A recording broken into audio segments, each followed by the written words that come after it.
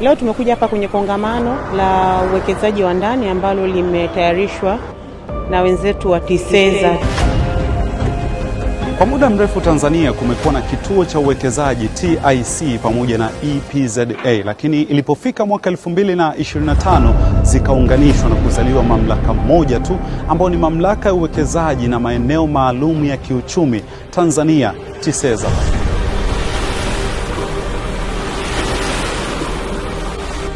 Kwa sasa mamlaka hii inafanya kampeni ya kuhamasisha uwekezaji wa ndani, na tangu tarehe 19 mwezi Januari mwaka 2026 kwa kanda ya Ziwa, kampeni hii imewafikia wawekezaji wa mikoa ya Mwanza, Shinyanga, Simiyu, Mara na Geita.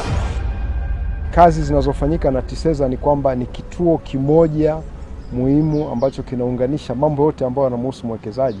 Badala ya zamani ilikuwa aidha swala la uwekezaji unaambiwa hili nenda TIC, hili nenda EPZA. Kupitia kampeni hii, TISEZA imetoa elimu ya uwekezaji kwa njia ya semina, kutembelea wawekezaji na imefungua dawati la huduma kwenye mikoa yote hii.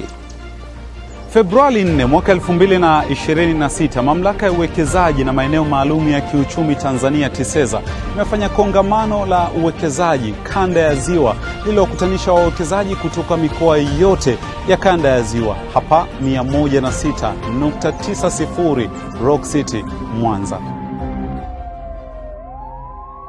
Wahudhuriaji katika kongamano hili ni wawekezaji wenyewe, watumishi wa mamlaka, wakuu wa mikoa ya kanda ya Ziwa na waziri wa viwanda na biashara Mheshimiwa Judith Kapinga ambaye amekuwa mgeni rasmi katika kongamano hili.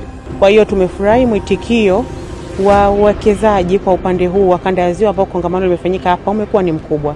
Wamekuja wengi na tumeweza kuzungumza. Ni muda sasa kwa wawekezaji wa ndani kuwekeza kwenye sekta tofauti, kwani kupitia kongamano hili limewasha taa ya uwekezaji kwa kauli mbiu ya unawezeshwa kuwekeza kwa unafuu wa mtaji.